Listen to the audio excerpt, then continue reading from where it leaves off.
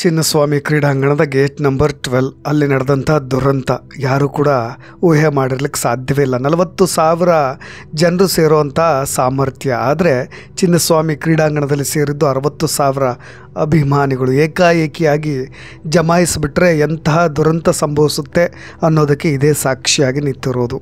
Gate number 12ನಲ್ಲಿ ರಾಶಿ ಬಿದ್ದಿರ್ತಕ್ಕಂಥ ಚಪ್ಪಲಿಗಳು, ನುಗ್ಗಲು, ಹೀಗೆ ಒಟ್ಟಾರೆಯಾಗಿ ಅಲ್ಲಿ ಯಾವುದೇ ರೀತಿಯಾದಂಥ ಭದ್ರತೆಯೇ ಸರಿಯಾದ ಸಮರ್ಪಕವಾಗಿ ಇರಲಿಲ್ಲ. ಹೆಚ್ಚಾಗಿ ಈ ಜವಾಬ್ದಾರಿ ಸ್ಥಾನದಲ್ಲಿರ್ತಕ್ಕಂಥ ಸರ್ಕಾರಕ್ಕೂ ಕೂಡ 2 ಜಾಗಗಳಲ್ಲಿ ಕಾರ್ಯಕ್ರಮವನ್ನು ಹಮ್ಮಿಕೊಳ್ತಕ್ಕಂಥ ಇರಾದೆಯೂ ಕೂಡ ಇರಲಿಲ್ಲ. ಅದರ ಬಗ್ಗೆ ಸ್ವಲ್ಪ ಮಟ್ಟಿಗೆ ಯೋಚನೆ ಮಾಡಿದರೂ ಕೂಡ ಆಡಳಿತಾರೂಢ ಪಕ್ಷದ ನಾಯಕರು ಸ್ವಲ್ಪ ಜವಾಬ್ದಾರಿಯಿಂದ ಸೂಕ್ಷ್ಮವಾಗಿ ಯೋಚನೆ ಮಾಡಿದರೂ ಈ ಥರದ ದುರಂತ ಘಟನೆ ನಡೀತಾ ಇರಲಿಲ್ಲ. ಸಂಭ್ರಮಿಸುವಂತಹ ಜಾಗ, ಎಲ್ಲರೂ ಕೂಡ ಬಹಳಷ್ಟು ಖುಷಿಯಲ್ಲಿದ್ದರು. ದೃಶ್ಯಗಳಲ್ಲಿ ನೀವು ಗಮನಿಸ್ತಾ ಇದ್ದೀರಿ, ಏಕಾಏಕಿಯಾಗಿ ಒಬ್ಬರ ಮೇಲೆ ಒಬ್ಬರು ಬಿದ್ದು ಯಾವ ರೀತಿಯಾಗಿ ಕೈ ಹಿಡಿದು ಎಳೆದುಕೊಳ್ಳುವ ಭರದಲ್ಲಿ ಅವರ ಪ್ರಾಣವನ್ನು ಕೂಡ ಲೆಕ್ಕಿಸದೆ ಒಬ್ಬರ ಮೇಲೆ ಒಬ್ಬರು ಹತ್ಕೊಂಡು ಹೋಗಿರ್ತಕ್ಕಂಥದ್ದು. ನಾನು ಆರಂಭದಲ್ಲಿ ಹೇಳಿದಾಗೆ ಸಂಭ್ರಮ ಪಡೋ ಜಾಗದಲ್ಲಿ ಸೂತಕದ ವಾತಾವರಣ ನಿರ್ಮಾಣವಾಗಿದೆ. ಚಿನ್ನಸ್ವಾಮಿ ಕ್ರೀಡಾಂಗಣದ ಒಳಗೆ ಅಭಿಮಾನಿಗಳು ನುಗ್ಗಲಿಕ್ಕೆ ಯತ್ನಿಸಿದಾಗ ಕಾಲು ತುಳಿತ ಸಂಭವಿಸಿರೋದು. ಈಗಾಗಲೇ 8 ಜನ ಸಾವನ್ನಪ್ಪಿದ್ದಾರೆ ಅನ್ನೋ ಪ್ರಾಥಮಿಕ ಮಾಹಿತಿ ಲಭ್ಯವಾಗ್ತಾ ಇದೆ. ಈ ಸಂಖ್ಯೆ ಇನ್ನೂ ಎಲ್ಲಿಗೆ ಹೋಗಬಹುದು ಇನ್ನೂ ಖಚಿತವಾಗಿ ಗೊತ್ತಾಗ್ತಾ ಇಲ್ಲ. ಸ್ನೇಹಿತರೆ, ಇಡೀ ರಾಜ್ಯವೇ ರಾಯಲ್ ಚಾಲೆಂಜರ್ಸ್ ಬೆಂಗಳೂರು ತಂಡ IPLನ 2025ನೇ ಆವೃತ್ತಿಯನ್ನು ಗೆದ್ದಾಗ ಎಲ್ಲ ಕಡೆ ಖುಷಿ, ಸಂಭ್ರಮ, ಕುಣಿದು ಕುಪ್ಪಳಿಸಿ ಎಲ್ಲರೂ ಕೂಡ ಅದನ್ನು ಎಂಜಾಯ್ ಕೂಡ ಮಾಡಿದರು. ಇನ್ನೇನು ಬೆಂಗಳೂರು ಟೀಮ್ ಬೆಂಗಳೂರಿಗೆ ಬರುತ್ತೆ, ನಮ್ಮ ಕರ್ನಾಟಕದ ಟೀಮ್ ರಾಜಧಾನಿಗೆ ಆಗಮಿಸ್ತಾ ಇದ್ದಾರೆ ಅಂದಾಗ ಅದರ ಸಂಭ್ರಮ ಇನ್ನೊಂದು ನೆಕ್ಸ್ಟ್ ಲೆವೆಲ್ ಆಗಿಬಿಡ್ತು. ಅದರ ರಾಜಧಾನಿಯಲ್ಲಿ ಯಾರೂ ಕೂಡ ಮರೆಯಲಾಗದಂತಹ ಆಘಾತಕಾರಿಯಾದಂಥ ಘಟನೆ ನಡೆದಿದೆ. ಈ ಥರದ ಒಂದು ದುರಂತ ನಡೆಯಬಾರ್ದಿತ್ತು. ಎಲ್ಲ ಯುವಕರು, ಹೆಚ್ಚಾಗಿ 8 ಜನರು ಕೂಡ ದೇಶವನ್ನು ಕಟ್ಟತಕ್ಕಂಥ ಯುವಕರು, ಭವಿಷ್ಯದ ಯುವಕರು ಈ ರೀತಿಯಾಗಿ ಸಾವನ್ನಪ್ಪಿಬಿಟ್ರು. ಕಾಲು ತುಳಿತದಲ್ಲಿ ನಾನು ಹೇಳಿದ್ನಲ್ಲ, ಈ ಜನಸಾಗರವನ್ನು ನಿಯಂತ್ರಿಸಲಿಕ್ಕೆ ಒಂದು ಕಡೆ ಎಲ್ಲೋ ಇಲಾಖೆಯೇ ವೈಫಲ್ಯವನ್ನು ಕಂಡಿದೆ ಅನ್ನೋದನ್ನು ನಾವು ಅನುಮಾನವಿಲ್ಲದಂತೆ ಹೇಳಬಹುದು. ಚಿನ್ನಸ್ವಾಮಿ ಮೈದಾನಕ್ಕೆ ಆರಂಭದಲ್ಲಿ ಇವರು ಕೊಟ್ಟಂಥ ಸ್ಟೇಟ್ಮೆಂಟ್ ಪ್ರಕಾರ, ಸರ್ಕಾರ ಕೊಟ್ಟಂಥ ಸ್ಟೇಟ್ಮೆಂಟ್ ಪ್ರಕಾರ ಪಾಸ್ ಇದ್ದವರನ್ನ ಮಾತ್ರ ಬಿಡ್ತೀವಿ ಅನ್ನೋ ಆದೇಶವನ್ನು ಹೊರಡಿಸಿದರು. ಆದರೆ ಇದು ತತ್ಕ್ಷಣಕ್ಕೆ ಮಾರ್ನಿಂಗ್ ಇದು ನ್ಯೂಸ್ ಪಾಸ್ ಆಗಿದ್ದು ಎಲ್ಲ ಕಡೆ. ಪ್ರವಾಹದ ರೀತಿಯಲ್ಲಿ ಜನಸಾಮಾನ್ಯರೆಲ್ಲರೂ ಕೂಡ, ಅದು ಬೆಂಗಳೂರಿನವರು, ಕರ್ನಾಟಕದ ಮೂಲೆಯಿಂದ ಬಂದಿದ್ದರೆ ಅದು ಒಂದು 2% ಜನ ಅಷ್ಟೇ. ಇನ್ನೆಲ್ಲರೂ ಕೂಡ ಸಿಲಿಕಾನ್ ಸಿಟಿಯ ಎಲ್ಲ ಯುವಕರು ಯುವತಿಯರು ಎಲ್ರಿಗೂ ಕೂಡ ಒಂದು ಕಡೆ ಸಂವಹನದ ಕೊರತೆ ಕೂಡ ಆಗಿರಬಹುದು. ಅವರಿಗೆ ಸಿಕ್ಕಂಥ ಮಾಹಿತಿ ಪಾಸ್ ಇದ್ದವ್ರನ್ನ ಮಾತ್ರ ಬಿಡ್ತಾರೆ ಇಲ್ಲ. ಜೊತೆಗೆ ಒಟ್ಟಾರೆ ವಿಧಾನಸೌಧದ ಮುಂಭಾಗದಲ್ಲಿ ಒಂದು ಕಾರ್ಯಕ್ರಮವನ್ನು ಹಮ್ಮಿಕೊಳ್ಳಲಾಗಿತ್ತು. ಈ ಕಡೆ ಮತ್ತು ಚಿನ್ನಸ್ವಾಮಿ ಸ್ಟೇಡಿಯಂ ಒಳಗೂ ಕೂಡ ಕಾರ್ಯಕ್ರಮವನ್ನು ಹಮ್ಮಿಕೊಳ್ಳಾಯಿತು.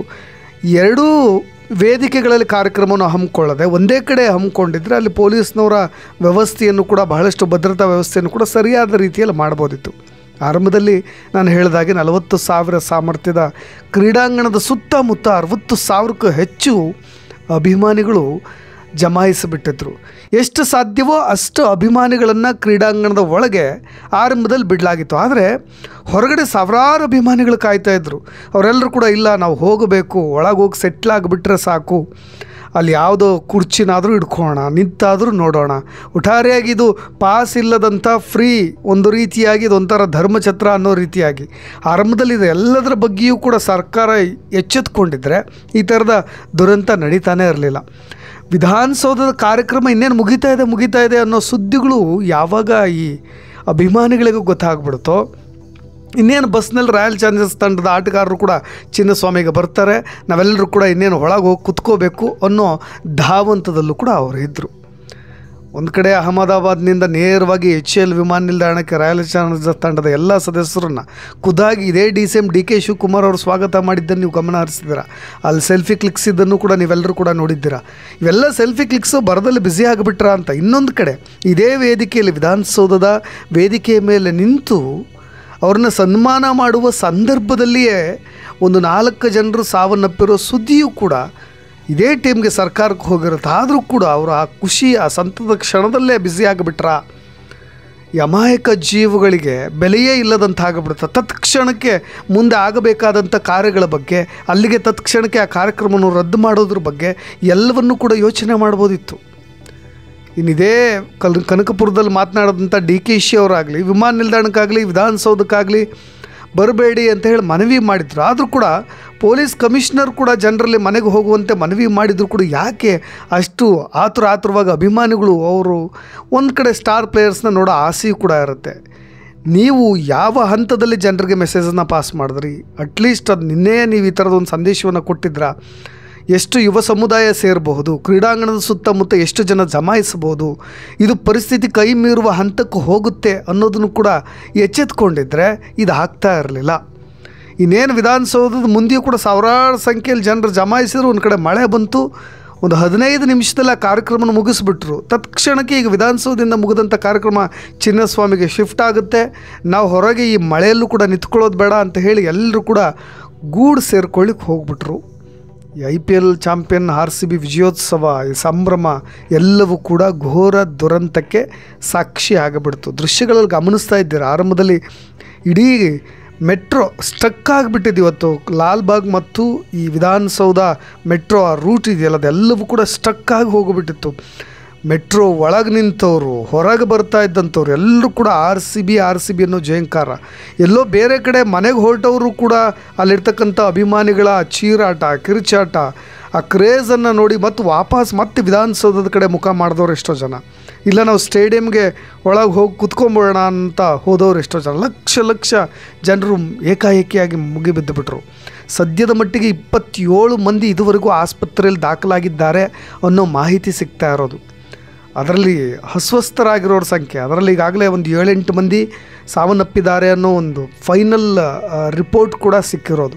19 ಮಂದಿ ಬೌರಿಂಗ್ನಲ್ಲಿ ದಾಖಲಾಗಿದ್ದಾರೆ. ಆ ಬೌರಿಂಗ್ ಹಾಸ್ಪಿಟ್ಲಲ್ಲೇ ಒಂದು 7-8 ಮಂದಿ ಸಾವನ್ನಪ್ಪಿದ್ದಾರೆ.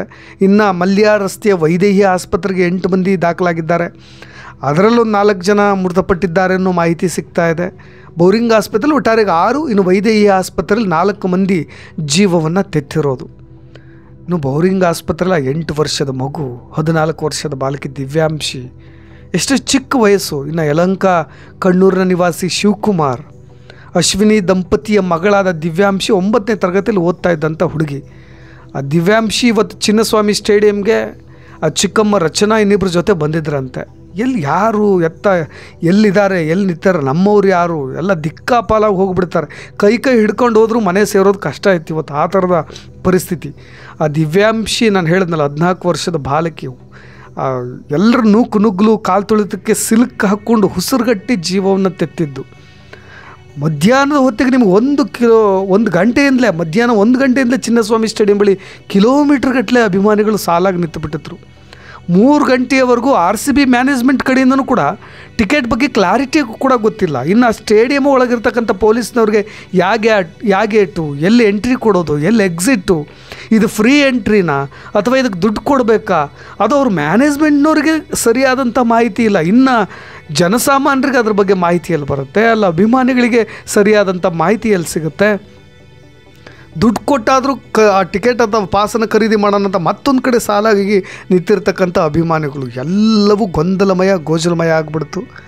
ಒಟ್ಟಾರೆ ಕಪ್ ಗೆದ್ದ ಖುಷಿಯಲ್ಲಿ RCB ಟೀಮು ಜೊತೆಗೆ ಅಭಿಮಾನಿಗಳಿದ್ದರು. ಆದರೆ ಇದೊಂದು ದುರ್ದೈವದ ಸಂಗತಿ. ಅವ್ರ ಸಂಬಂಧಿಕರು ಕಣ್ಣೀರಾಗ್ತಾ ಇದ್ದರೆ 16 ಮಂದಿಗೆ ಈಗಾಗಲೇ ICUನಲ್ಲಿ ಚಿಕಿತ್ಸೆ ದೊರೀತಾ ಇದೆ. ನಾನು ಇದನ್ನು ಸರ್ಕಾರದ ವೈಫಲ್ಯ ಅಂತ ಭಾಳಷ್ಟು ಸ್ಪಷ್ಟವಾಗಿ ಹೇಳಬಹುದು. ಇದನ್ನ ಗೊತ್ತಾಗಬೇಕಿತ್ತು. ಇದೆಲ್ಲ ಗೇಟ್ ಒಳಗೆ ಎಷ್ಟು ಜನನ ಬಿಡಬೇಕು, ಏನು ಎತ್ತ ಅನ್ನೋದೆಲ್ಲ ಗೊತ್ತಾಗಬೇಕಿತ್ತು.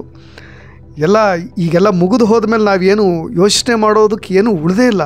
ಒಟ್ಟಾರೆಯಾಗಿ ಏನು ಈ ಥರದ ಒಂದು ಘಟನೆ ಆಗಬಾರ್ದಿತ್ತು ಅಂತ ಒಂದು ಸ್ವಲ್ಪ ಸಂತಾಪವನ್ನು ಸೂಚಿಸಬೇಕು. ಬಿಟ್ಟರೆ ರಾಜ್ಯ ಸರ್ಕಾರ ಈ ಥರದ ಆತುರವಾಗಿ ತಮ್ಮ ರಾಜಕೀಯ ಲಾಭಕ್ಕೋಸ್ಕರ, ಪ್ರತಿಷ್ಠೆಗೋಸ್ಕರ ಈ ಥರದೊಂದು ಕಾರ್ಯಕ್ರಮವನ್ನು ಇಷ್ಟು ಅವಸರವಾಗಿ ಹಮ್ಮಿಕೊಂಡಿದ್ದೇ ಈಗ ಕೇಳಿ ಬರ್ತಾ ಇರ್ತಕ್ಕಂಥ ವಿರೋಧಗಳು.